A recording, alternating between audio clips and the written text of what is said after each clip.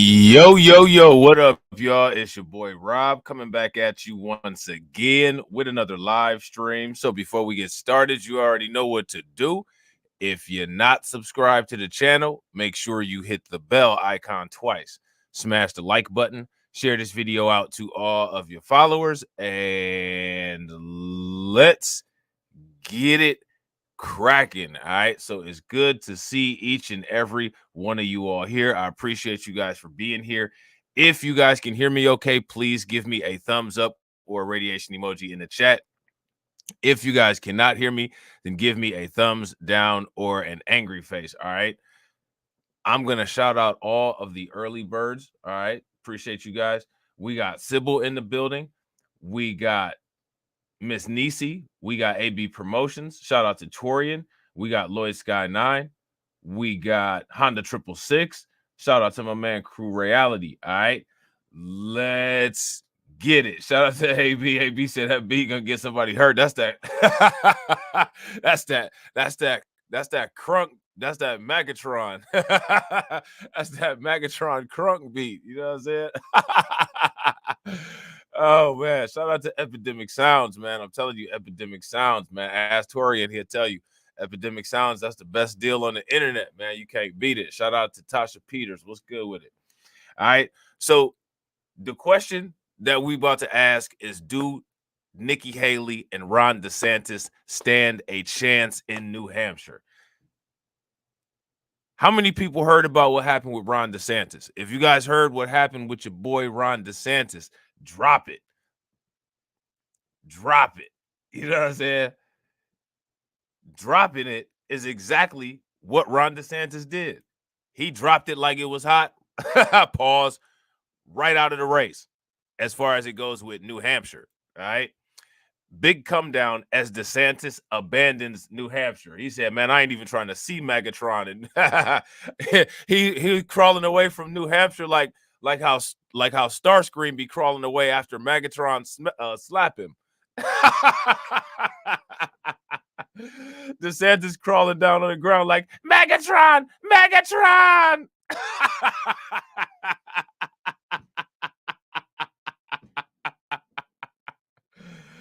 Oh man, MAGATRON's sitting up there like, DeSantis, you fool. There's only one leader of the Decepticons. Oh man, that's hilarious, man. DeSantis said, MAGATRON said, you want problems, Ron? DeSantis said, no. You know what I'm saying? Then he grabbed up Nikki Haley, talking about, I don't know why you come down here messing with them folks. Oh man. Oh man. Shout out to AB Promotions. Yeah, man. Yeah. Here go MAGATRON right here. Idiots! I'm surrounded by incompetent idiots!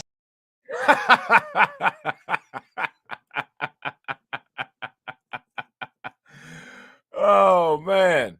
Let's see what went on. Florida Governor Ron DeSantis' big New Hampshire strategy. Don't bother. Stuck in the single digits in New Hampshire polls, even after a distant second place finish in Iowa, DeSantis is decamping to what he hopes will be a warmer political climate, throwing himself into campaign events in South Carolina on Saturday and Sunday, a campaign official confirmed. Largely bypassing New Hampshire, which holds its primary on Tuesday, is a clear acknowledgement that DeSantis will get thumped by Donald Trump and Nikki Haley here. So they even think that Nikki Haley is going to beat Ron DeSantis there. He gave up. He gave up. Shout out to Ty Valentine. What's good with it, bro? It's a big come down for somebody who a year ago looked like he was going to be the one to take on Trump. Now, again, shout out to the new black media, man, because everybody from the new black media was saying how much of a cornball DeSantis is and that DeSantis was not going to be the guy taking on Trump. But all of these major mainstream media outlets, they had all put their money behind Trump. They had all put their money behind, or they had all put their money behind DeSantis. You know what I'm saying? And then MAGATRON came. Oh man, then MAGATRON came. Hey, shout out to TD Media Group, formerly TD Hip Hop Media. You know what I'm saying? Trying to get down with MAGATRON.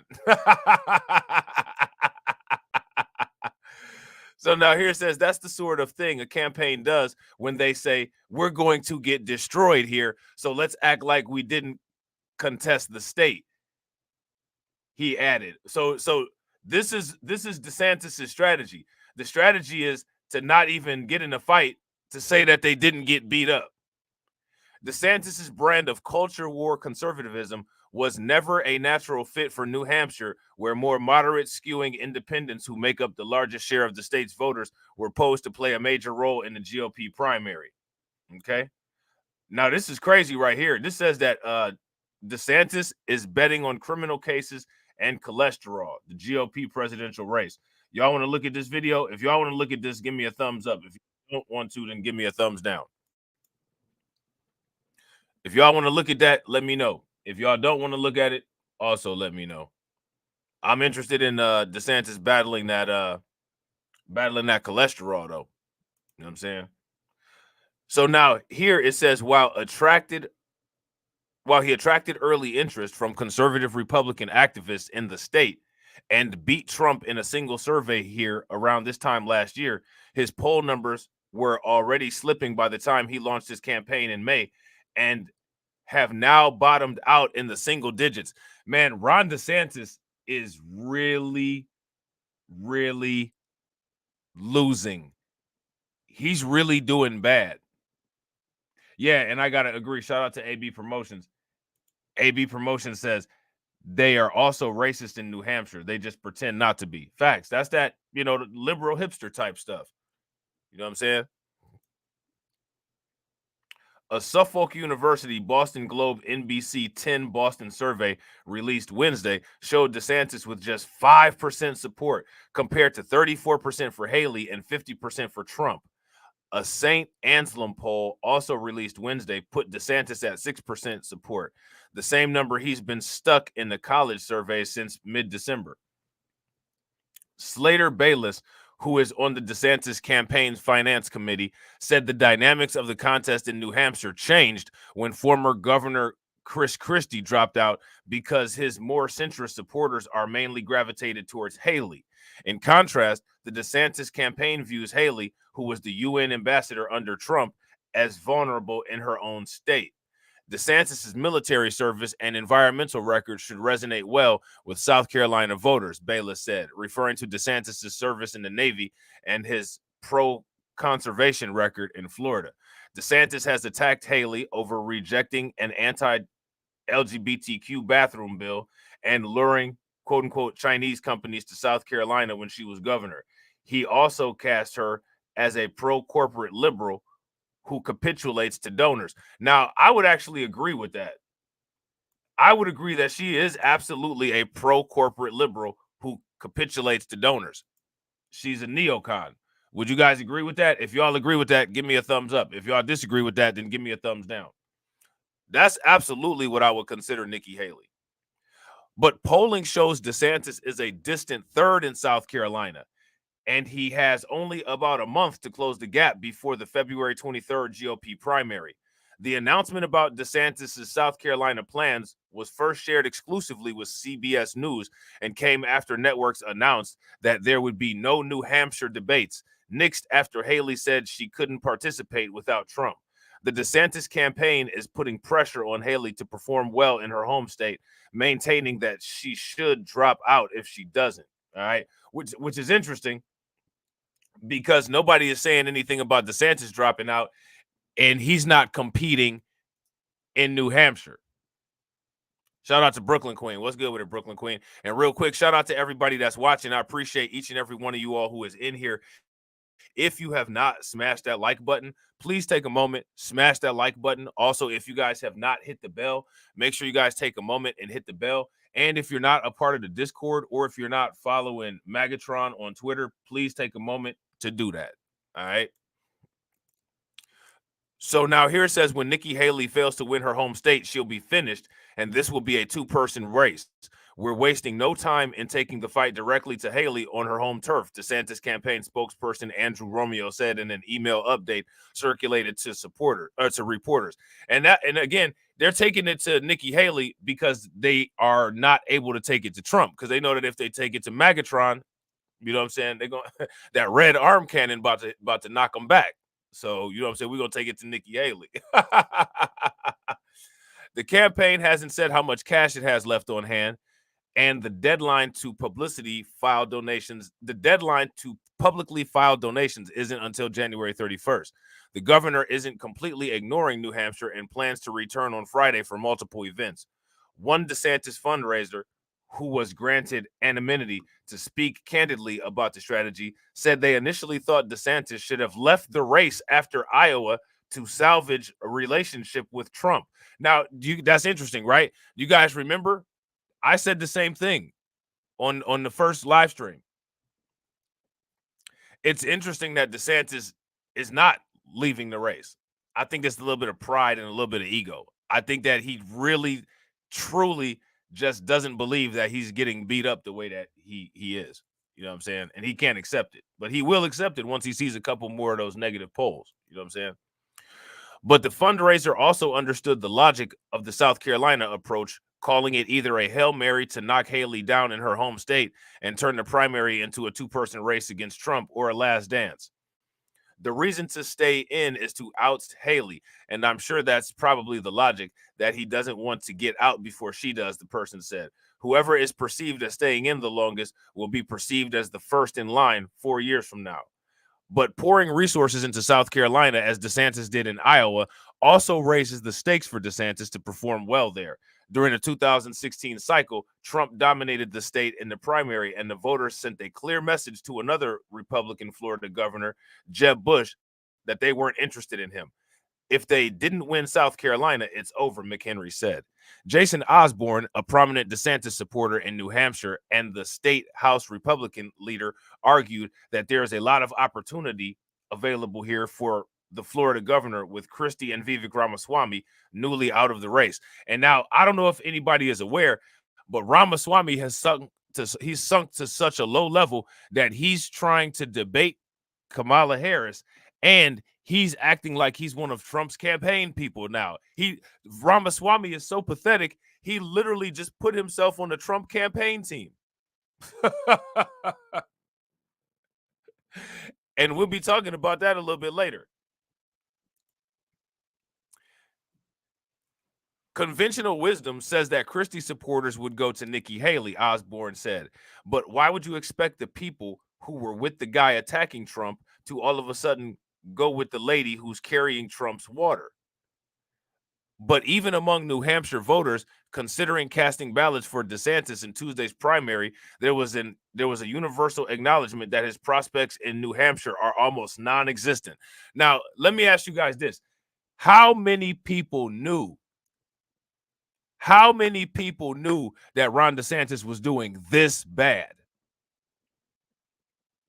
If you were aware of Ron DeSantis doing this bad, give me a thumbs up. If you guys were not aware of DeSantis doing this bad, then give me a thumbs down. News of DeSantis' pending departure from New Hampshire was already circulating as he took stage at a music venue on the Seacoast alongside former colleagues Representative Chip Roy and Thomas Macy. But the governor didn't mention it, and voters largely shrugged it off. Eric Giddings, an East Kingston Republican, said he was so impressed with DeSantis' energy on the stump that he was going to go home and take the Haley campaign signs off his front lawn, whether the Floridian stayed to campaign for his vote or not. Now, to me, that's kind of a weird move to make. I don't know if that really makes a lot of sense. I don't know if I would be that impressed with a quitter and a loser that I would take my support away from another candidate who actually, at least technically, the other candidate doesn't have nuts, but actually had the nuts to stay in the race. You know what I'm saying? I don't know if I would do that. I don't know if that's really a flex or not. You know what I'm saying? Robert Laurie, an independent voter from Daneville, recalled how now President Joe Biden slunk out of New Hampshire before polls had closed on primary day here 4 years ago. That worked out for him, Laura said. I mean, they got to think strategically, giving up on New Hampshire because they're not going to win here anyway. Again, quitting. Of course, Lori, who met DeSantis backstage, said he was blown away by the governor, is part of DeSantis's math problem here. I like DeSantis, Lori said, but I will probably vote for Trump. And honestly, I think when it comes to all of these conservatives, that's going to be the story for all of them. None of them stand a chance against MAGATRON. DeSantis realizes that. So what he's trying to do is he's trying to move his strategy to focus as if he's competing against Nikki Haley. But then once he gets Nikki Haley out of the way, then he's got to directly compete with MAGATRON, and then he's going to face the same fate that everybody else is facing through the averages of the numbers. You know what I'm saying? Shout out to DC Precise. DC Precise says he has about 2 weeks to drop out after South Carolina, so I'm giving him 1 month of 1 month of floundering around. It's been a wrap since he started. He has to quit before Florida's primary. Yeah, I agree. You know what I'm saying? Shout out to Torian. Torian said Ron DeSantis marinara doesn't stick to his pasta. How disrespectful. Disrespectful, bro. Just disrespectful. Now, this is what they're talking about as far as Nikki Haley goes. New Hampshire is a heavier lift for Haley than it looks. Yeah, because for one, Haley is going to have to compete with Trump, right? Which is clearly a challenge for a lot of these GOP people. But in addition to that, now you got Ron DeSantis focusing directly on her as the target. You know what I'm saying? Shout out to AB Promotions. AB Promotions said, Rob, do you think Trump threw a monkey wrench into DeSantis's plans? Honestly, I don't. I think that DeSantis is the monkey wrench in his plans. I think that DeSantis does not realize that he's a unelectable candidate. And he wants to believe. He believes in magic. You know what I'm saying? And because he believes in magic, he actually thinks that somebody's going to elect him, even though the evidence shows that ain't nobody messing with you, man. There's nobody messing with you. But he thinks that he's electable. He's going to find out the hard way that he's not. He's going to find out the hard way that he's not electable. You know what I'm saying? So now here it says, as Nikki Haley began her first day after Iowa, it was snowing in New Hampshire. Those of us who live here know that when it snows, you slow down and you stay in your lane, even if you really need to get somewhere fast. Haley's campaign faces a similar fate. She urgently needs to track to her right, but she's stuck in the moderate lane. Uh-oh. Uh-oh. Now we're going to take a look at this. We're going to take a look at this video here while we're waiting for this video to get ready. If you guys have not taken a moment to smash the like button, please take a moment and smash that like button. Also, if you guys have not hit the bell, please hit the bell and subscribe. And also, if you guys have not shared the stream to your social media, please share the stream to your social media. All right. So now here it says the day after Iowa, pundits initially focused on the obvious, Haley's failure to finish second and thus gain momentum. I honestly, I don't think that Haley's failure to finish second didn't stop her from gaining momentum. The problem is that I think that she's got momentum, but her momentum that she does have is not going to be a match for the momentum that MAGATRON has. You know what I'm saying? She's like a fan in the room. You guys ever had a fan in the room blowing air on you. Her momentum is like air coming out of a fan. MAGATRON's momentum is like a hurricane. You know what I'm saying? And Ron DeSantis just doesn't have any momentum. His momentum is he has negative momentum. Ron DeSantis's momentum is like a vacuum cleaner. Haley's is like a fan, and MAGATRON is like a hurricane. That's the momentum comparison. So, you know, the room fan is not going to be able to succumb to a hurricane. You know what I'm saying? But it is momentum nonetheless. And the reason why I say that Nikki Haley does have momentum is because she's still in the race. DeSantis dropped out. And I think that, well, he didn't drop out, but he dropped out for New Hampshire. And what I think is that people are going to kind of look at that sideways, and that's not going to reflect good for him going forward, because the prospects of DeSantis was everybody had these giant hopes for DeSantis, and DeSantis has let everybody down by, when it's time for him to perform, showing that he's not capable of performing. You know what I'm saying? All he's capable of is just big game. He's not capable of delivering, and delivering is extremely important when it comes to politics. You know what I'm saying? So now here it says, the day after Iowa, pundits initially focused on the obvious, Haley's failure to finish second and thus gain momentum. Third place denied her the opportunity to frame New Hampshire neatly as a two-person race, as Gary Hart did in 1984. That doesn't mean she didn't try, in a concession speech that reminded some of Joe Lieberman.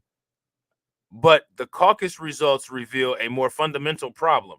She's in imminent danger of becoming a candidate too closely tied to one faction of her party, rather than a candidate who can build a coalition that could defeat Donald Trump. That's true here in New Hampshire and South Carolina, or on Super Tuesday. Throughout her campaign, Haley has straddled the boundary between moderate and conservative. To the former, she presented herself as a new generation of leadership and highlighted the need for national consensus on abortion. To the latter, she denounced tease in sports and touted her hawkishness at the United Nations. Her efforts to play both sides also led her to tiptoe again and again up to the line of directly criticizing the former president. So these people are basically in a checkmate. There's no moves that they can make that would do anything to remove votes from Trump, but every mistake that they make can be detrimental to their own campaign. That's a really difficult position to be in if you're competing against somebody. Would you guys agree? If you guys agree with that, give me a thumbs up. If y'all disagree, give me a thumbs down. So now here it says, throughout her campaign, Haley has straddled. Oh, okay, we already read that. Her effort to play both sides also led her to tiptoe again and again up to the line of directly criticizing the former president. It's no profile in courage, but Haley wants the nomination, not Chris Christie's consolation prize. But what a lot of these Republicans, a lot of these conservatives don't get is that they're all going to get Chris Christie's confirmation prize. It's just a matter of when. It's not a matter of if, it's a matter of when. All right, lots happening on Capitol Hill. Now, the presidential candidates here on the Republican side are campaigning now in New Hampshire. Before that state's primary on Tuesday, Donald Trump had a record-setting victory in the Iowa caucuses. But one new poll has the former president and former South Carolina governor, Nikki Haley, tied at 40% in New Hampshire. Ron DeSantis is in a distant third. Haley is looking to rebound from a third-place finish herself in Iowa. Both Haley and Trump taking shots at each other at rallies here last night. The Democrats are supporting her because she's easy to beat. The truth is, we don't want any more 80-year-olds. Hey, Trump said that Haley lives life on easy mode.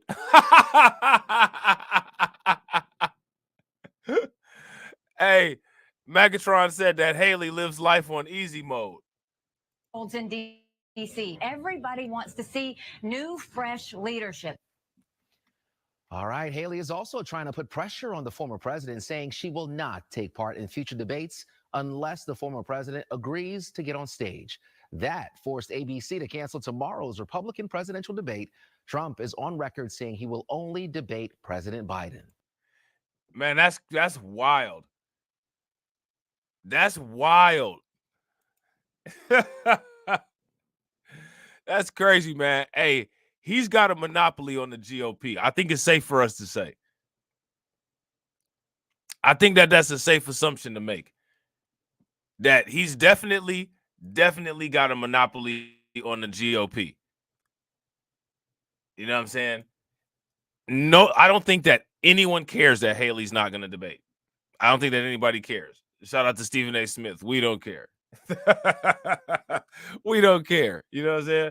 Real quick, ladies and gentlemen, we got 15 people watching. Shout out to y'all.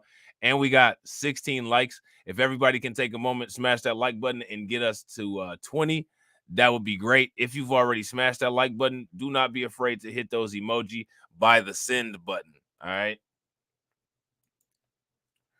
So now here it says, but what have Haley's careful collaborations ultimately gained her in terms of the flexibility to build a majority coalition by being at least acceptable to various parts of her party? According to Iowa, very little. Moderates loved her in Iowa. 63% of them voted for her, 3 times as many as Trump. Very conservative Republicans, those most devoted to the former president, shunned her, offering her less support than her debate nemesis Vivek Ramaswamy. But what about the voters in the middle between the two ideological extremes? As Henry Olsen and I discussed in our book on the Republican electorate, Somewhat Conservative, Republicans are the median voters of the party. These mainstream partisans rarely get the attention devoted to the extremes of the GOP, but they are the ones who typically decide the outcomes of the party primaries. And they are exactly the people whom Haley hopes to add moderate-led coalition that could deliver her the nomination. So now, when you guys right, this actually ties into what we talked about earlier today about why it's profitable for AAPI politicians like Nikki Haley and Kamala Harris to make the anti-Black ahistorical comments that they make.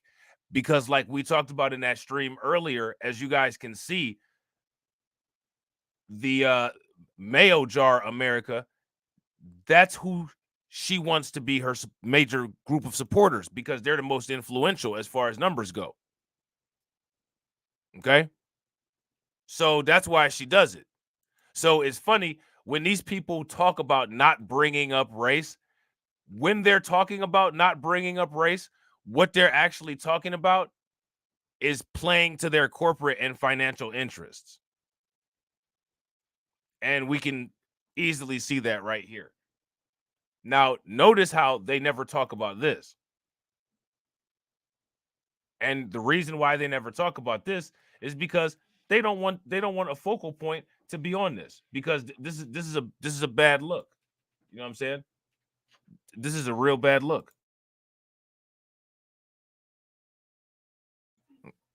Okay? So, what I'm going to do real quick is I'm going to see. Let me see. Hold on real quick. Okay. Sorry about that, guys. This thing was skipping around here.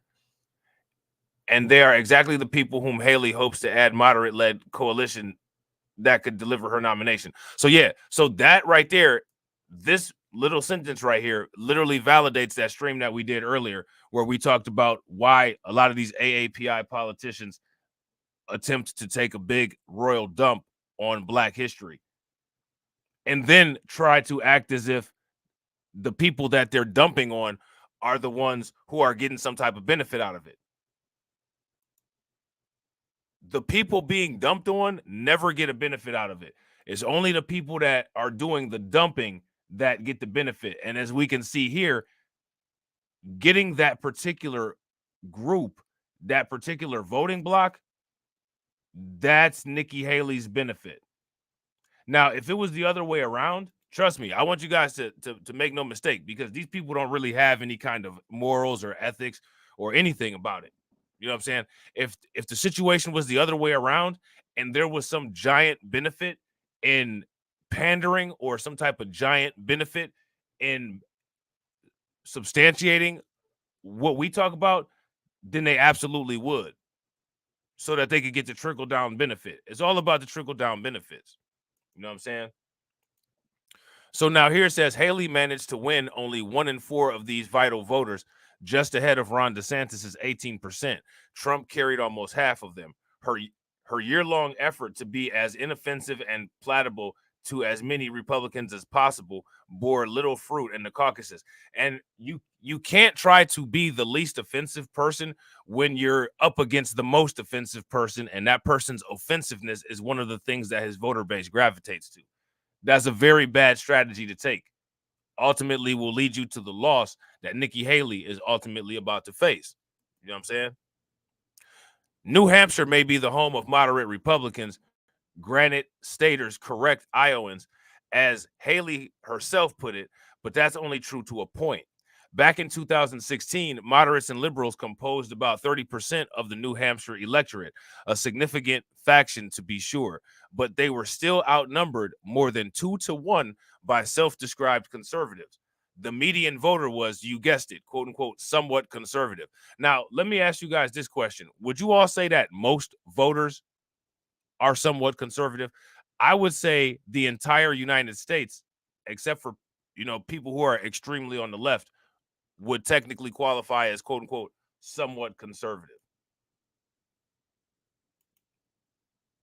You guys agree? If you guys agree, give me a thumbs up. If you guys disagree, then give me a thumbs down. Even if the percentage of moderates and liberals in the New Hampshire Republican primary electorate hits 40% and 3 out of every 4 of them voted for Haley, a generous assumption, that sort of outstanding performance would gain her only 30% of the total vote on primary night. That's surely enough for second place, but still not close to the combined 40 to 50% that Trump and Ramaswamy, who just withdrew and endorsed the former president, have averaged in January polls of New Hampshire Republicans. How well, then, would Haley need to do among the remaining 60%, New Hampshire's conservative, to close in on Trump? A lot better than she did in Iowa, where she won only 1 in 8, according to my back-of-the-envelope math. Fortunately for Haley, various recent New Hampshire polls suggest that she had the support of 20 to 25% of Granite State conservatives. In other words, 15% of the entire primary electorate. The first published New Hampshire poll this week from Suffolk University put her conservative support at 18%. Now, let me ask you guys this question. Is 18% enough for her to win the state?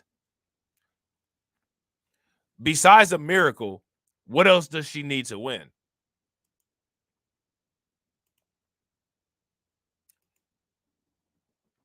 Because if you ask me, it's going to take nothing short of a miracle for her to win. Add that to her support among moderates, and Haley's ceiling in New Hampshire looks like 45%. If she maxes out on liberals and moderates, and those voters turn out in great numbers, but fails to grow among conservatives, that would leave her a bit shy of Trump, assuming that DeSantis is unable or doesn't try to increase his single-digit standing in New Hampshire. And we know that he's not going to try. DeSantis has said that he's not going to deal with New Hampshire. Yeah, I agree. Now, what's funny about that is that they won't admit that, right? And Joy Reid actually said that. And Fox did what Fox does. They wanted to jump on it and act like the innocent people. Which it doesn't matter what they jump on it and act like. We're going to see it all play out.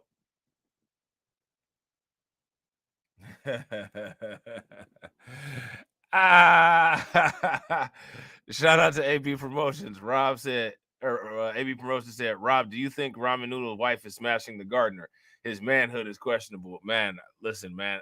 He ain't got no hair on his face. I got that from you, bro. He ain't got no hair on his face. That's all I got to say on that. You know what I'm saying? He ain't got no hair on his face. You know what I'm saying? So now here it says that would leave her a bit shy of Trump, assuming that DeSantis is unable or doesn't try to increase his single-digit standing in New Hampshire, which we know he's not trying to. But it could make cable news anchors declare the race too close to call at 8 p.m. poll closing time next Tuesday. If that happens, expect to see Haley deliver her rendition of Clinton's comeback kid speech before the bottom of the hour. Could Haley grow among both moderates and conservatives in the next several days? If the blizzard of mail landing in New Hampshire's mailboxes is any indication, she and her allies are trying to do just that. But let's not forget about the much-touted Trump campaign operation, which is pushing back on both fronts. To maintain Trump's dominance among conservatives, Trump and company are hitting Haley as liberal on taxes and immigration. And in a sophisticated piece of political mail, Trump's super PAC is discouraging New Hampshire's Never Trump independents from voting in the primary at all. One side of the mailer depicts Chris Christie as the leading critic of Trump. On the other, Haley is described as a MAGA Republican. Perhaps most important of all, the former president's dominance in Iowa is a message in itself.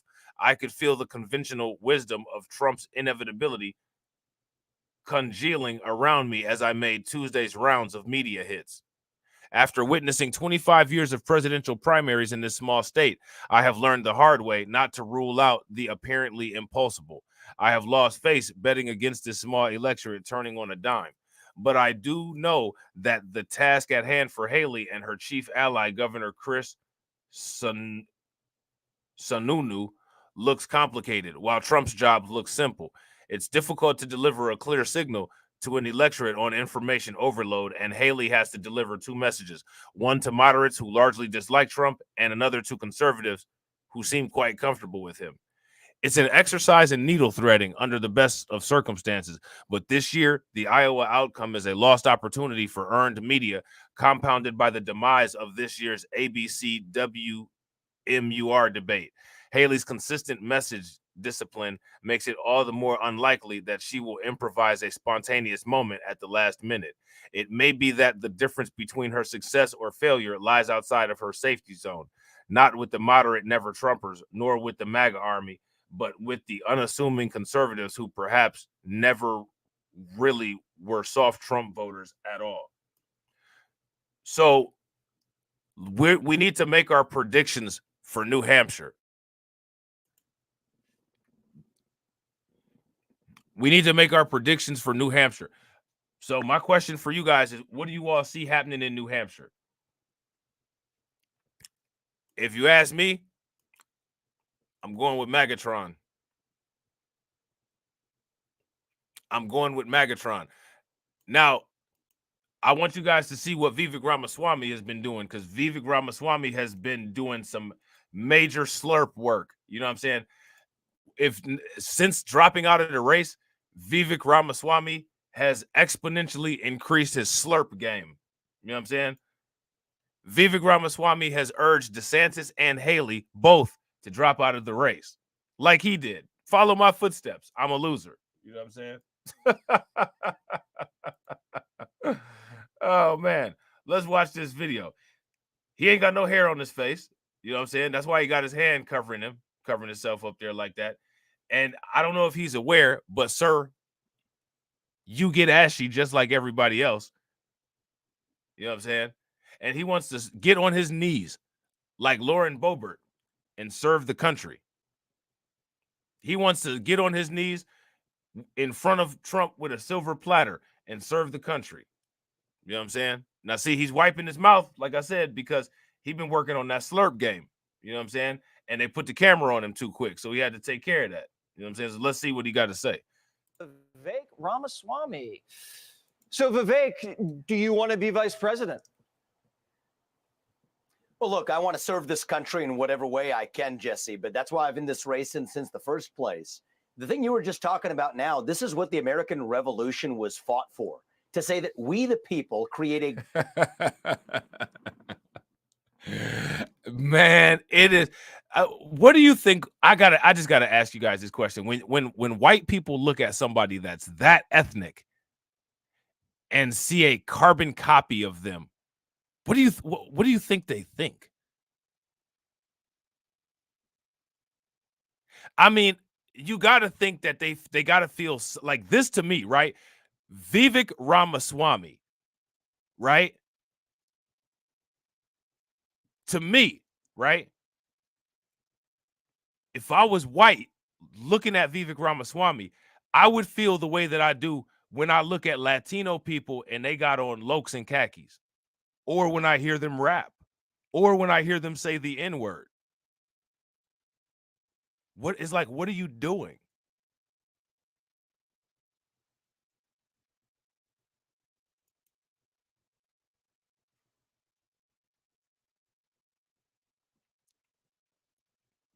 Like, that's crazy. Like, that's got to be the ultimate embarrassment. And how do people who are not, ethnically identified alongside of Vivek Ramaswamy, how do they not just get disgusted at this?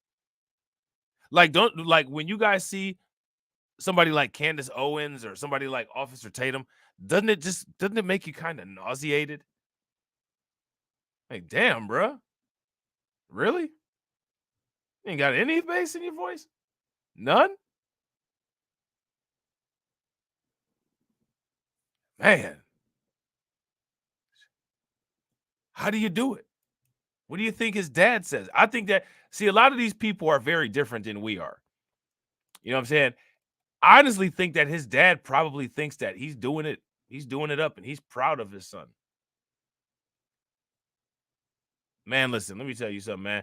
If I was walking around presenting myself to the world like Vivek Ramaswamy, man, I would get roasted every family event. Roasted. And rightfully so. This is roast-worthy behavior.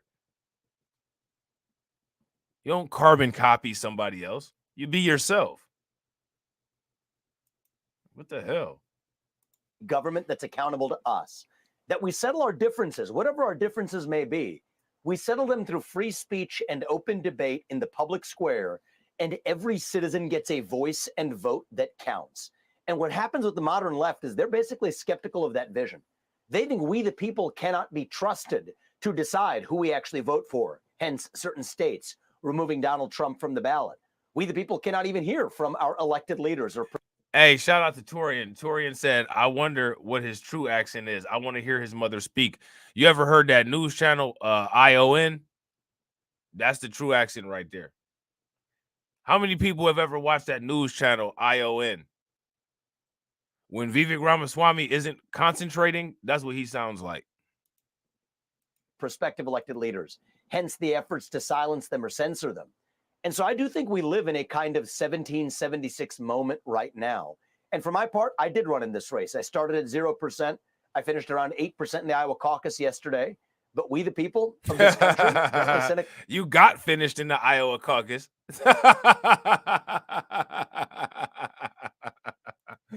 You got finished in the Iowa caucus. You know what I'm saying? That's more accurate, right? Clear message. And so that's why last night I stepped out of the race, endorsed Donald Trump, and I do think that's the right move for the Republican Party to make at this point. Yeah, I think maybe. Now, what the newscaster should have said, if this was a legitimate interview, what he should have said was, well, you've been endorsing Trump even while you were running against him. Is there anything that you want to say in regards to that? That's what he should have said. Would you guys agree? Like, that's actually what he should have said.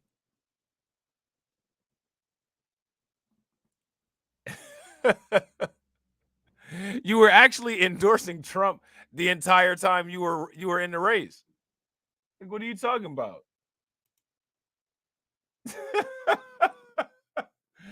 Man, this is I'm sorry, man. This is shameful. Shout out to my man AB. Vivek sounds like Gawk 1 million. Facts. If y'all agree with AB, give me a thumbs up. If y'all disagree, give me a thumbs down.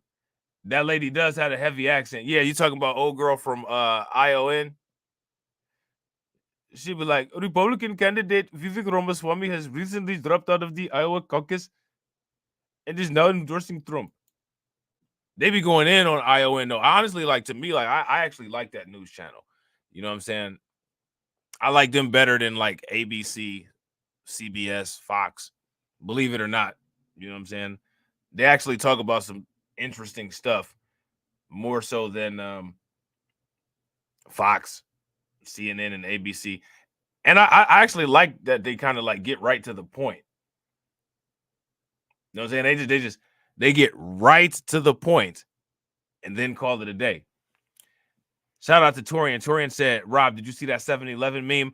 Is that the quote unquote racist meme that they were talking about? They said that some conservatives made like a racist meme of Vivek Ramaswamy. Did he embrace it? Did he say, haha, yeah, that's exactly what we did. That's how we pulled ourselves up by the bootstraps. And with the 7-Eleven, that's what my family and I did when we came to this country. We came to this country. And that's what the left conveniently doesn't want to discuss. They don't want to discuss how inconvenient it is that people like myself and my family, when we came to this country in 1776, Vivek Ramaswamy sounds like he bumped his head on Plymouth Rock. Or either he tried to smoke Plymouth Rock. One of the two. You know what I'm saying?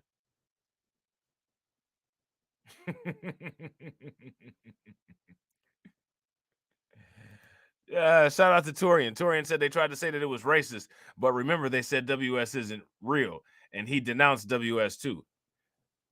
I don't take light joking as racist because we don't live in a racist country. Nowadays, that racism is going in the opposite direction, and that's something that liberals don't want to discuss. One thing that you don't want to discuss is what type of chemicals you use to keep your hair standing up in the Brandon Johnson fashion that it sits on top of your head. Idiot.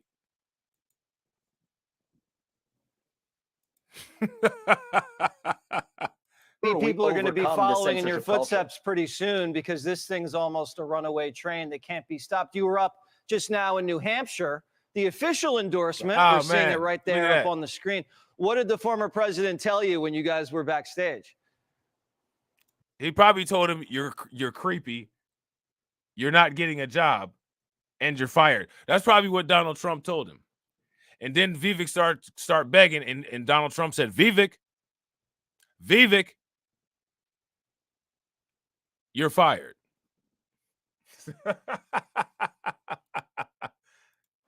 Look, we had a great conversation. I actually prefer to talk about policy rather than politics. Just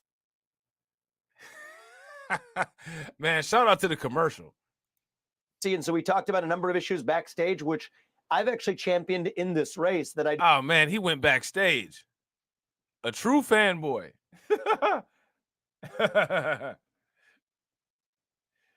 Oh man. You think would be beneficial to the America First movement for President Trump to take on. And I think he was very amenable to many of them. Opposition to a central bank digital currency, talking about certain pardons that I think we need on day one. Julian Assange included on that list. And so I'm not a politician, I'm a businessman, but I'm also somebody who cares about the details of policy and commitments.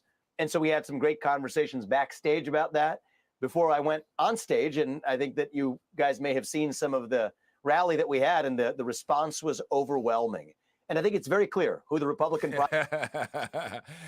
man, Vivek Ramaswamy lives in his own special dream world. Wouldn't you guys say? If you guys agree, give me a thumbs up. If y'all disagree, give me a thumbs down.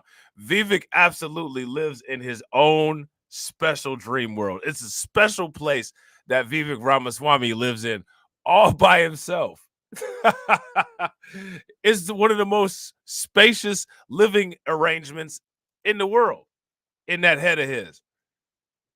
Primary electorate is saying that they want to be their nominee. I ran to be that person. They sent me a very positive message, but the very positive message they sent to all of us is that Donald Trump needs to be the nominee of this party. And I think Ron DeSantis and Nikki Haley would actually at this point do this country and this party a service by stepping aside to make sure that we're focused on not only nominating Donald Trump, but getting this country back and reviving those founding revolutionary ideals that you and your family were not a part of, one of which was slavery. You know what I'm saying? Oh, man. Again, this is what we have here. Vivek Ramaswamy definitely falls into that ilk of AAPI politicians that I'm talking about. Now, what I want you guys to start doing is I want you guys to pay very close attention to the pattern, right, that the AAPI politicians have. And we have to start asking ourselves, where is this targeted attack on Black people and Black history coming from when it comes to the AAPI community and the people that the AAPI community boosts to politicians, and what second strike responses should be as far as how we retaliate and deal with that. Because if you ask me, there absolutely needs to be retaliatory measures, because you can't just have people out here hitting on you without being hit back. And we need to start looking into this and getting to the bottom of it, if you ask me. If you guys agree, give me a thumbs up. If you guys disagree, then give me a thumbs down. And I think we do live in that 1776 moment right now. We need to win. You're calling on Nikki Haley and Ron DeSantis to drop out right now. I am. And I do think that would be healthy for this country. And I think that, you know what, especially Ron DeSantis, at least, of the two. Hey, listen, man. Just because you dropped out, because you got blown out, that don't mean that everybody else want to drop out. Now, we all know that Ron DeSantis and Nikki Haley are going to get destroyed. But if they want to get destroyed, let them get destroyed. That's not up to you. You sitting up there talking about autonomy in 1776 and individualism, and you sitting up here trying to dictate the future of other sovereign people. You're a hypocrite.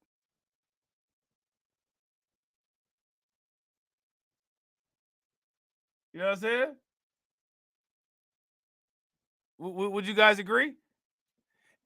And honestly, I think that this kind of I'll say anything to appease the white person in front of me type presentation that Vivek Ramaswamy has, it's amazing how, as educated as Vivek Ramaswamy is supposed to be, the culture war stuff, it doesn't even work very well for white candidates.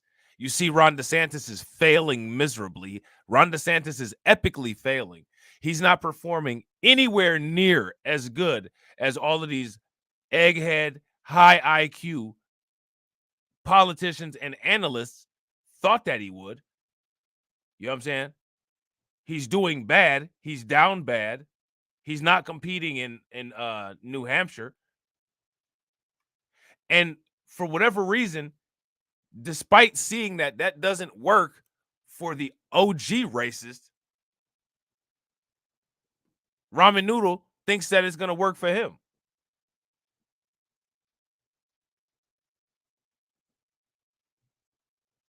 Make it make sense. Yeah, facts. If you guys agree with Torian that MAGATRON running is their worst nightmare, give me a thumbs up. If you guys don't think that, then give me a thumbs down.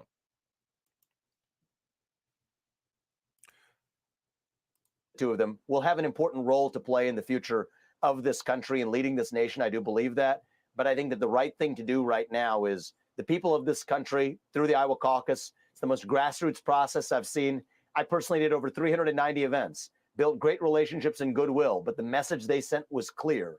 I think it's time to actually make sure we elect the right president, put America first, take the America First agenda to the next level.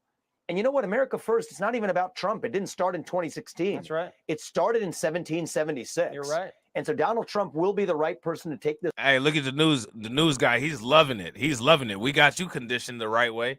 That's exactly what he's sitting there thinking.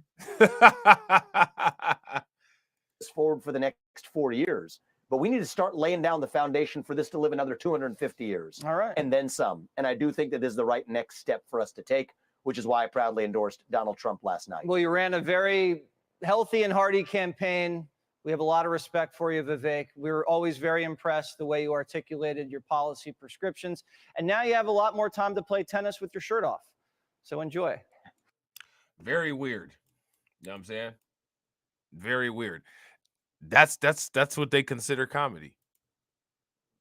Now, Did you guys think that that was funny? I didn't. And again, this is the anti-LGBTQ party. So, you know what I'm saying? There's that. So now here it says former Republican presidential candidate Vivek Ramaswamy is urging 2 of the 3 remaining GOP hopefuls to drop out and endorse former President Trump. And again, Vivek Ramaswamy, misery loves company. He's miserable. He lost. He wants everybody else to quit because he's a quitter. Ramaswamy made these remarks during an interview with Fox News' Jesse Waters on Tuesday, following his own decision to drop out and back the former president. So now the thing, again, that's interesting with Ramaswamy is that Ramaswamy was campaigning for Trump while he was actually running. Yeah, facts. I got to agree. If you guys agree with Rob from Denver, give me a thumbs up. If y'all disagree, give me a thumbs down. Vivek Ramaswamy is a Republican version of, oh, he's so well-spoken.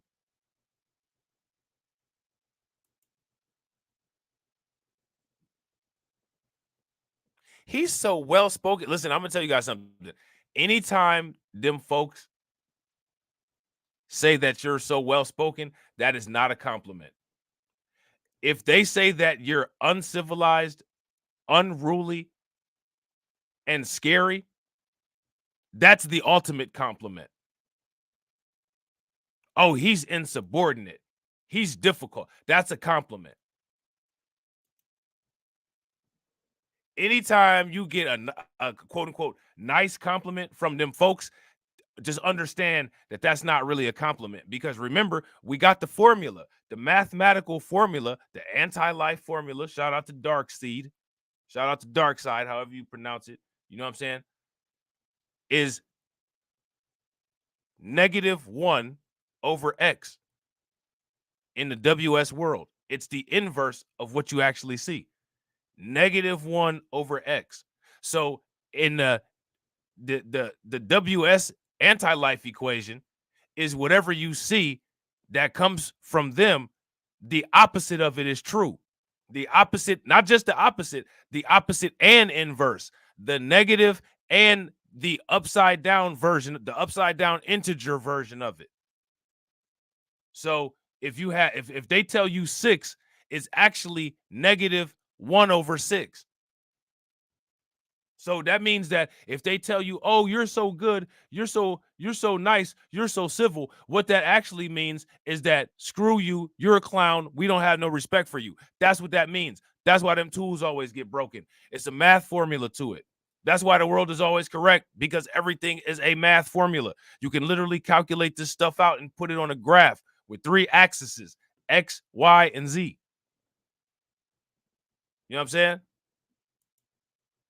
So now here it says, I think Ron DeSantis and Nikki Haley would actually at this point do this country and this party a service by stepping aside to make sure that we're focused on not only nominating Donald Trump, but getting this country back and reviving those founding revolutionary ideals, Ramaswamy said, which is interesting again, because what is his understanding of these quote unquote revolutionary ideas?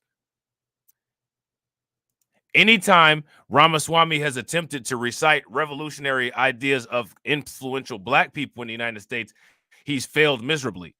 So to me, you know what I'm saying, if I was an honest white person, I'd be sitting back looking at Ramaswamy like this dude can't even articulate the revolutionary ideals of Martin Luther King. And that's only one person. What's to say that he can actually articulate and execute the founding ideals of my founding fathers?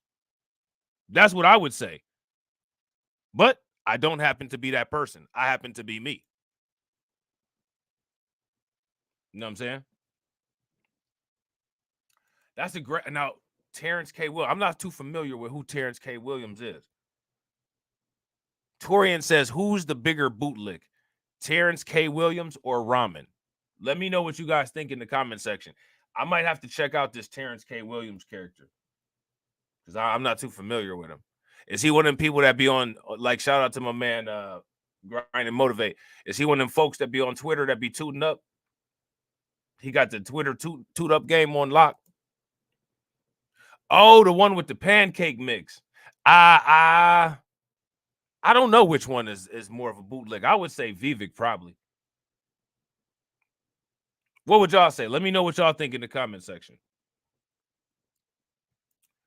So now it says he went on to assert that it would be healthy for this country if the two competitors stepped down and endorsed the front runner after just one primary. GOP voters sent a positive message to all of us that Donald Trump needs to be the nominee of this party. And I think Ron DeSantis and Nikki Haley would actually, at this point, do the country and this party a service by stepping aside, the former candidate claimed. And then he said, especially Ron DeSantis, of the two of them, will have an important role to play in the future of this country and leading the nation. I believe that, he said. So now, again, we're just supposed to believe this because Ramaswamy said it? Notice how when it comes to any of these assertions that these people make, they never come with any rationale for the assertion.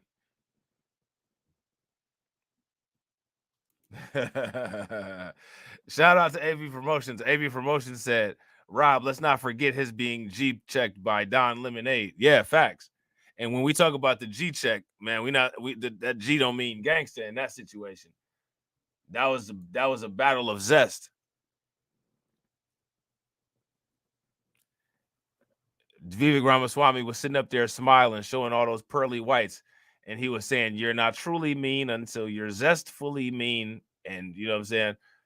Don Lemon was all mad because he had lost his job, and he sit up there at the unemployment line looking silly. And now he about to have a show on Twitter that ain't nobody about to watch. Because who actually wants to watch Don Lemon? Who wants to watch Don Lemon? I don't. I don't want to watch Don Lemon sass all over the place. You know what I'm saying? So now here it says Ramaswamy said he bowed out of the presidential race Monday night because Republican voters sent a clear message to him that Trump is the candidate to right the wrongs and return the country to governmental normalcy, which is an interesting take because I don't think that this country has ever had governmental normalcy. But when you are from a group of people who the government had a separate oppressive system over, then you would understand that. When you're a recipient of political handouts, you don't understand that, which is another issue with the AAPI politician. They don't have history in the country of being part of that separate group of people who had to deal with a separate group of policies from the United States government, and they didn't have the wherewithal or the ethical awareness to combat it. They only want to combat anybody talking about it nowadays because repairing the damage that those situations caused, for whatever reason, makes them feel uncomfortable. And I don't have any respect for that. And I would advise none of us to have any respect for that because it's not respect worthy.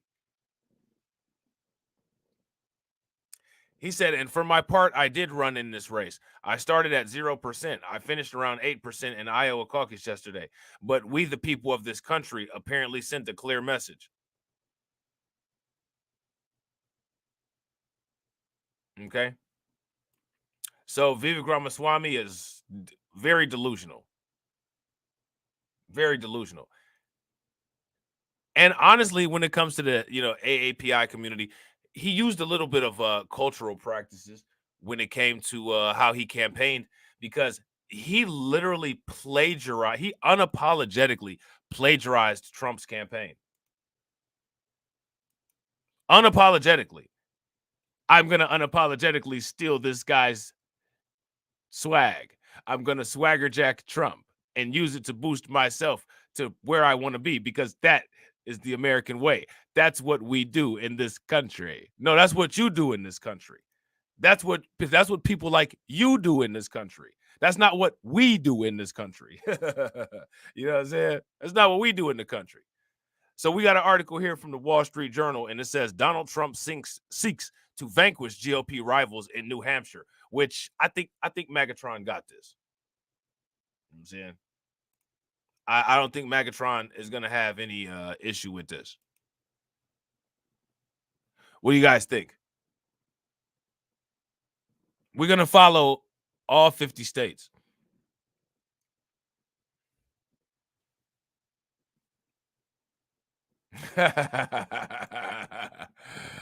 Oh, man. Man, Donald Trump should be upset like how Ghostface and Raekwon was upset at Notorious Big.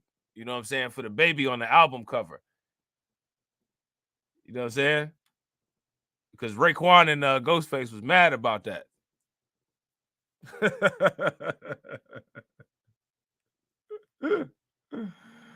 Oh, man. Raekwon and Ghostface was mad about that baby on that album cover. You know what I'm saying?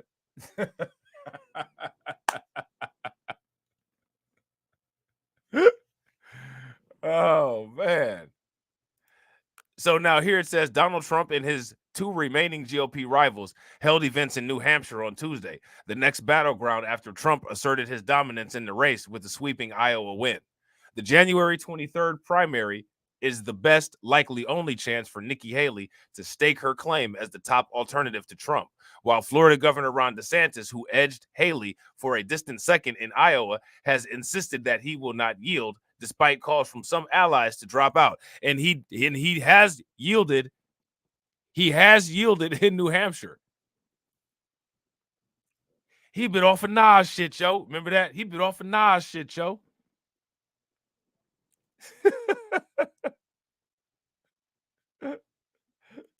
He bit off a Nas shit, yo. Trump said during a rally in Atkinson that it was time for the Republican Party to unify and come together and move forward as one team. Now, this is interesting, right? Because that probably wouldn't be a bad idea for other people to do. You know what I'm saying? And what you're going to see going forward is that this is automatically going to happen. The Republican Party, and not just the Republican Party, the quote unquote irregular forces of American conservatism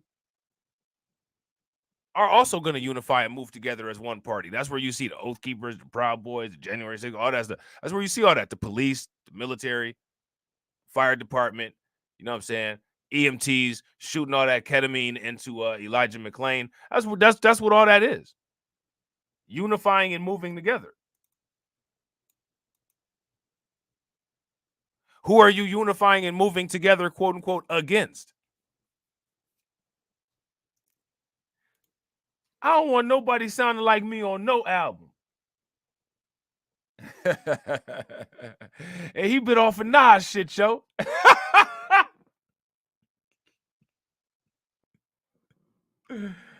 Oh, man. Raekwon and Ghostface, some original G's, man.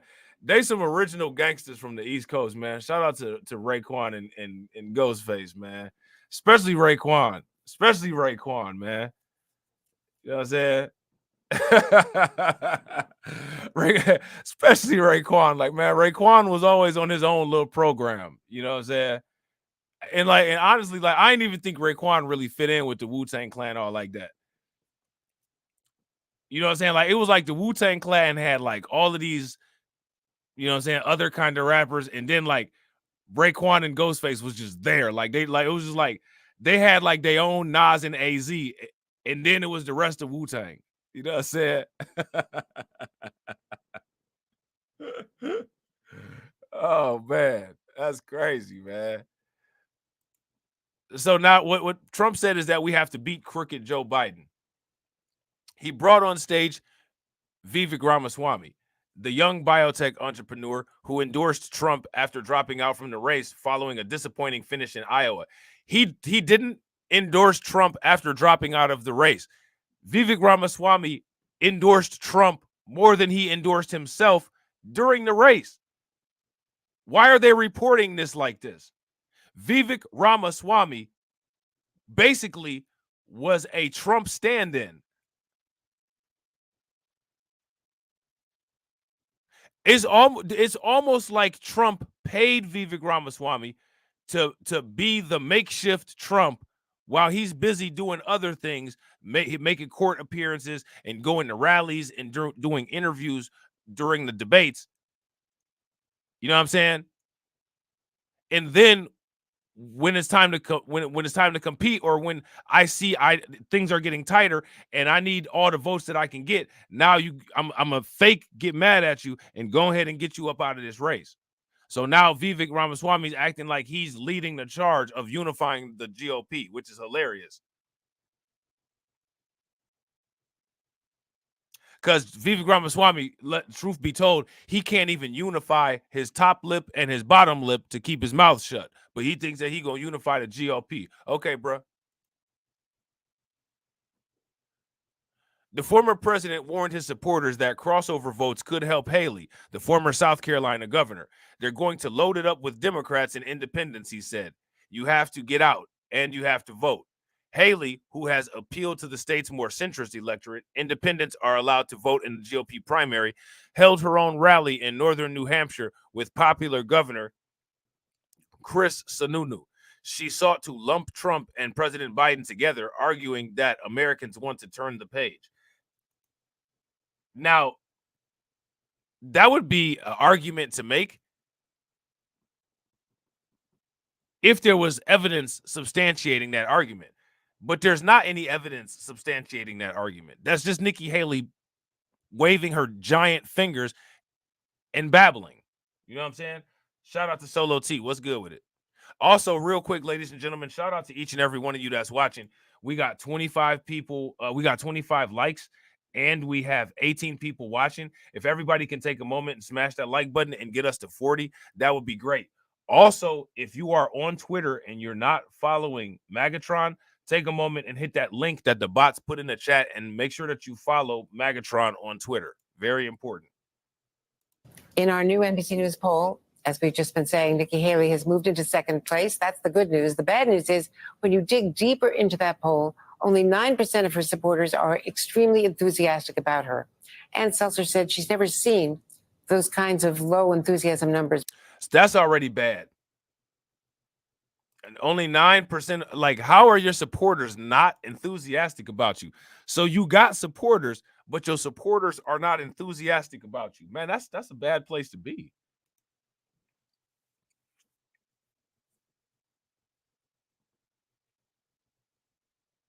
That's a really bad place to be. Wouldn't you guys agree? Like, damn, really?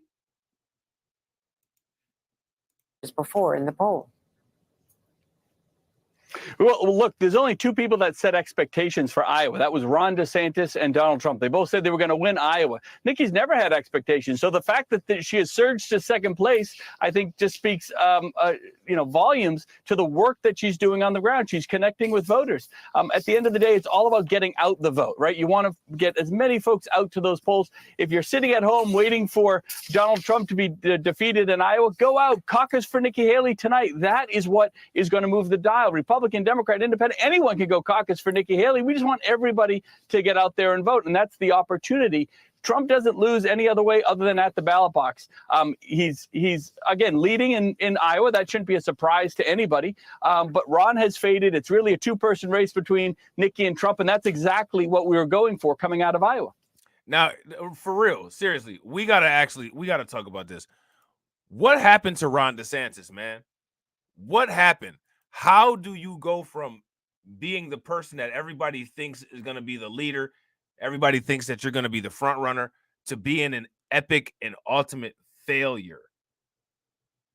How does that happen? How does that go down like that? Because that's absolutely what we see. How does that occur? AB Promotion said, shout out, they about to pull the rug from up under Nikki Haley. Well, we all know that if she falls down, she can definitely save herself by doing a handstand. Of course, it's a two-person race for second place because in the same poll, Nikki Haley had only 12% support from evangelicals compared to 51% for Donald Trump, 22% for Ron DeSantis. And that has helped Trump to paint her as not a true conservative. And she's got more support from people who say that if she weren't in the race, they might vote for Biden. So what does that say about Nikki Haley? Is she a true conservative going into New Hampshire? I don't think that Nikki Haley is a true conservative. And do you guys remember when I said that? Do you notice how both mainstream medias, the left-wing media and the right-wing media, they always come to the rescue for Nikki Haley? Do you guys see that? Like you're seeing that right here. The mainstream media will always simp for Nikki Haley. Always. It always goes down. You can always see it. You know what I'm saying? Well, of course she's a true conservative. And the fact that Donald Trump is attacking Nikki Haley says a lot about Nikki Haley, because Trump is afraid of her. He's not afraid of anybody else other than Nikki Haley. Okay, so let's just get this out of the way. Is MAGATRON afraid of Nikki Haley? Like, these people are delusional.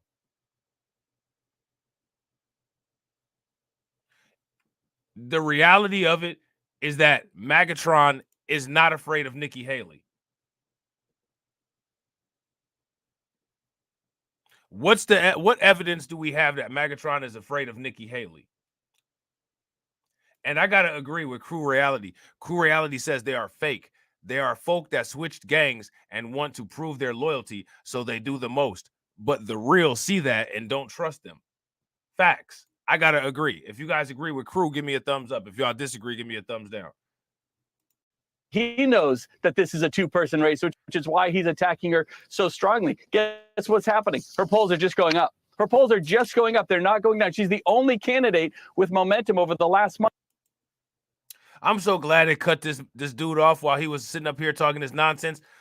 The reason why her polls are going up is because Ramaswamy dropped out of the race, and because Ron DeSantis is not going to participate in New Hampshire. So mathematically, of course, her numbers would go up, because Ramaswamy dropping out, Chris Christie dropping out, and DeSantis not participating. That frees up a bunch of free votes that are going to dissipate to either not voting at all or translate to Trump or Haley votes. And Trump can't go up anymore because he's already beating everybody. These are so I want you guys to pay very close attention to how when they talk about this stuff on the mainstream media, and when they have these discussions are very dishonest. They're very disingenuous, and they talk to people like people don't even understand how basic math works. Hampshire, and in Iowa, and even in some of the polls in South Carolina, where she just keeps rising in the polls. Trump's not going up, Ron's not going up. They've all stalled. So the fact that this has turned from a campaign and a candidate into a real movement, right? It's something that gets people excited. Something where people say, I don't care how cold it is in Iowa. We're going to go caucus for Nikki Haley. We understand this is how you galvanize the Republican Party, but you bring healing to the entire country. You can't complain about what happens in the general election if you don't play in the caucuses in Iowa and the primary here in New Hampshire. And those are the two stops. Ron's not even going to come back to New Hampshire, is our understanding. He's kind of ignoring it, going off to South Carolina. It's kind of a strange strategy here. He's completely given up on the state, again, indicating it's just that two-person race. So if you can get it down to two people before Super Tuesday, and clearly that's going to be the opportunity, now it really becomes kind of that 50-50 proposition, right? Can Trump really hold at 47, 46, 47%? Is that enough to get him over the hump, if you will, to win Super Tuesday states if there's only two people in the race? The math says it isn't, but the fact that we've even gotten here when no one says we could have has defied expectations so far. Now, the Haley campaign has launched a new ad in New Hampshire. Let's take a look at it, a portion of it. The two most disliked politicians in America, Trump and Biden, both are consumed by chaos, negativity, and grievances of the past. The better choice for a better America? Nikki Haley. She doesn't even mention.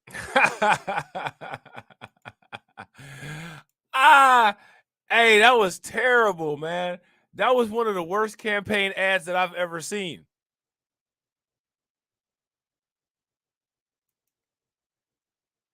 That, you know what, that campaign was equivalent to a campaign ad that said, "Don't eat dog shit." 2024. Duh. DeSantis. Why should she? Like I again, Andrew, it's a two-person race. No one's even thinking about Ron. He's not playing in New Hampshire. He's going to get crushed in South Carolina. And this win that he promised in Iowa is definitely not coming to fruition, and he's falling way behind. And look, when you see that ad, you see Donald Trump holding up a Bible. Looks like a guy has never held the good book before. I mean, it's embarrassing. When you look at what Nikki has brought to the table from conservative values, what she's done for South Carolina, her understanding of international issues, and most importantly, she gets it done. We can all agree on policy, but Nikki has a record of always getting these things done. So, being able to work with Congress to secure the border, work with Congress for the healthcare reform, all these things we were promised as Republicans during Trump's administration and never got. What has Nikki Haley done to contribute to securing the border? Nikki Haley hasn't done anything to contribute to securing the border. What is this guy talking about?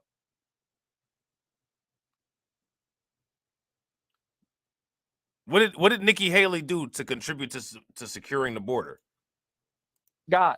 Well, this is where voters finally have a say and say, look, we're going to move forward. We're going to be positive. We're going to be optimistic, future looking. She brings all of that to the table, which is why, again, her numbers are surging. Everyone else is in the back seat. She's the one that's now getting attacked because they want to throw everything they can at her. But she's resilient, and the numbers show that. Listen, man, I'm going to tell you something. Now, I try to give these commentaries as unbiased and honest as I can. As big as Nikki Haley's hands are, anything that anybody throws at her, she definitely is capable of catching it. She definitely is capable of catching it. That's definitely something that she is fully capable of. So, what I'm saying? Nikki Haley is definitely capable. Now, will she is the question. That's what remains to be seen. Well, this is a tougher ad on Donald Trump than anything she's shown previously. So there's one of the criticisms of her is that she's not been consistent. She says one thing in one state and another in another. But I just wanted to point out, you said in the general election, if it came down to President Biden versus Donald Trump, you would support Trump. Man, she stretched them Mrs. Fantastic fingers down there to South Carolina to wag them at Abbott. Thank goodness Abbott got them good moves in that wheelchair. He was able to dodge out the way real quick, but you know what I'm saying? She damn near took him out. You know what I'm saying?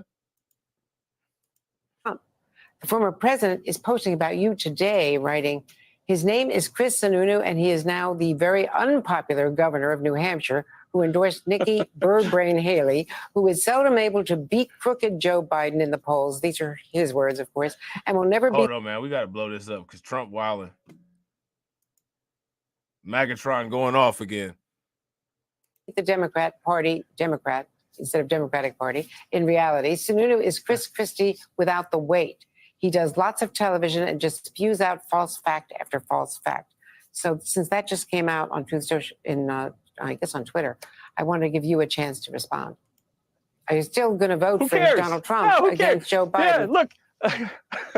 Well, look, I'm pretty proud that I am one of the more popular governors in the country, and it's not just because of what we do and how we do it. It's New Hampshire. We do things a little differently. It's about brain. It's about connectivity. It's about getting out there and not just coming in, flying in, doing a big rally and flying out, right? It's connecting with voters, right? And that's what Nikki's doing. So again, Donald Trump is scared. He wouldn't be writing any of that if he wasn't scared to death about the fact he's looking at his own internal numbers. He knows how close. Hey, man, shout out to this dude for sound. Hey, shout out to Black Star Racer. What's good with it, bro? Shout out to this dude right here. You know what I'm saying? For believing his own nonsense. Because this dude confidently believes in nonsense. You know what I'm saying? But, it is what it is. Close this race is getting. He was told by the whole world in the press that he was going to, run away with Iowa, New Hampshire, and South Carolina. And especially here in New Hampshire, we're now challenging that, right? We always wanted to get a strong second. And I feel very confident we're going to be there. But now to defy what everyone said was possible and potentially even beat him. I mean, it's a long shot to be sure, but she's doing it. Her numbers are rising every single day. Hey, man, this dude should sell used cars, and he shouldn't just sell any used cars. He should sell the used cars with the messed up transmissions. You know what I'm saying? He should sell the used cars with the messed up brakes. He should sell the used cars that only got a drop of oil in the engine that's about to blow out as soon as the ignition start up. This dude needs to be a used car salesman that specializes in selling lemon products, because, man, I'm telling you, he would go all the way up in that company. He would go all the way up in that company.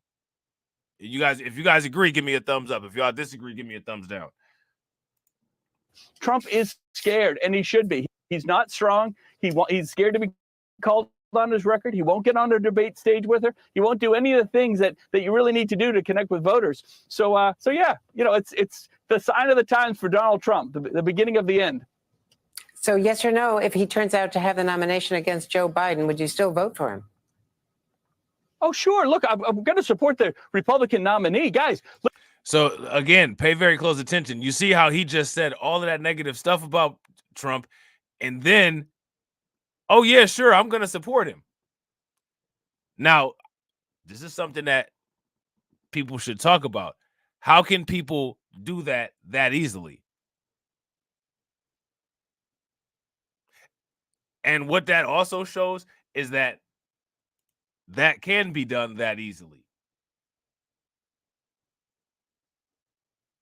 So I want to ask you guys this question. When it comes to quote unquote absolutes, or when it comes to the whole issue of, people can't have differences and still work together on the same cause, who is it that sets those standards? Where does that come from?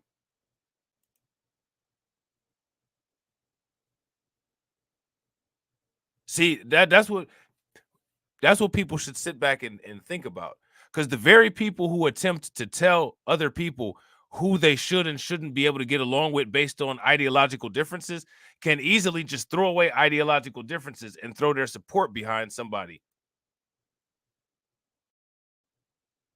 when it benefits them. So people should really pay very close attention to that.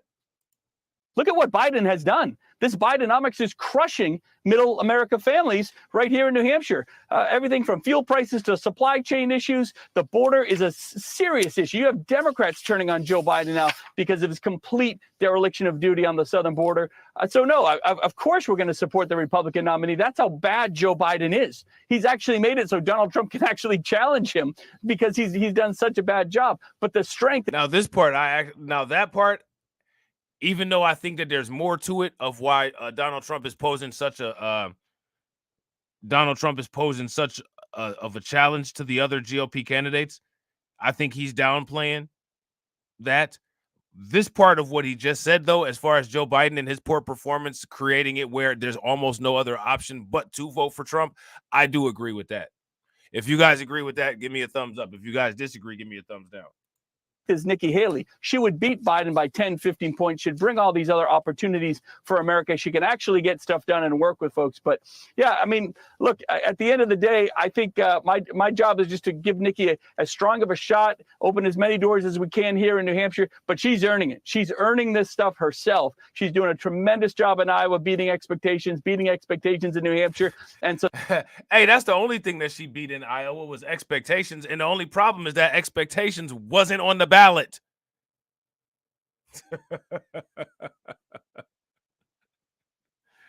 The only thing that she did beat was expectations. The only problem was that she wasn't running against expectations. You know what I'm saying? So now here says, don't complain about what happens in the general election if you don't play in this primary, Haley said, noting that she easily beats Biden in general election polls. Now, remember, we still have to do that live stream about that New York Post article where they say that every single Republican candidate beats Joe Biden in a poll. Because that's wild. We'll probably talk about that on the main channel. But that's an interesting situation to be in. She led him in a recent Wall Street Journal poll by 17 points. Trump scoffed at the poll in his Tuesday speech. Your time is Tuesday. We finished Iowa. They were good to us. We came out strong. Now we want to finish New Hampshire and come out even stronger, Haley said, referring to next Tuesday's primary. She came in third place in Iowa, 2 percentage points behind DeSantis and 32 percentage points behind Trump. DeSantis appeared later Tuesday in a CNN forum from New Hampshire and played down Trump's Iowa victory, calling him one of the most famous people that's ever been involved in American politics, but noted roughly half of the caucus goers picked another candidate. Trump won 51% of the vote, according to Associated Press. And honestly, I don't think that he's one of the most famous people that was ever in American politics. I think Ron DeSantis, as usual, is misquoting history. You got Jesse Ventura, you know what I'm saying? You got Arnold Schwarzenegger, you got Ronald Reagan, who was a former actor. Donald Trump's, he wasn't even a Hollywood celebrity really all like that. Now, mind you, he's a businessman and people know of him. He has name notoriety, right? And a lot of money.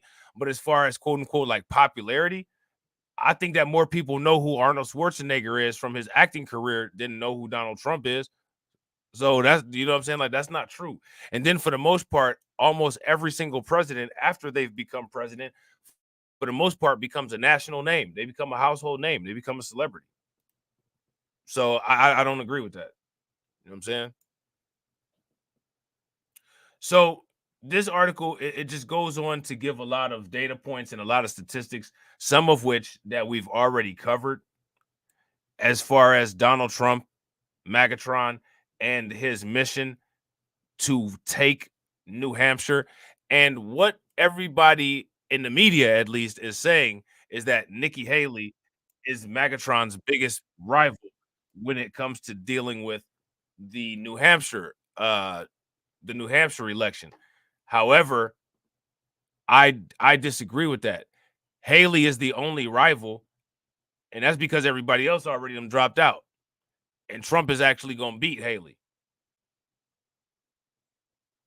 Probably after Haley gets beat, she'll probably drop out of the race before they get to South Carolina. None of these people are going to want to get beat when it comes down to their own state. You know what I'm saying? Let me know in the comment section what you guys' thoughts are on what's going to happen in New Hampshire. All right. If you're watching on the replay, make sure you let us know. Hashtag replay gang. If you're not subscribed to the channel, make sure you hit that bell icon twice.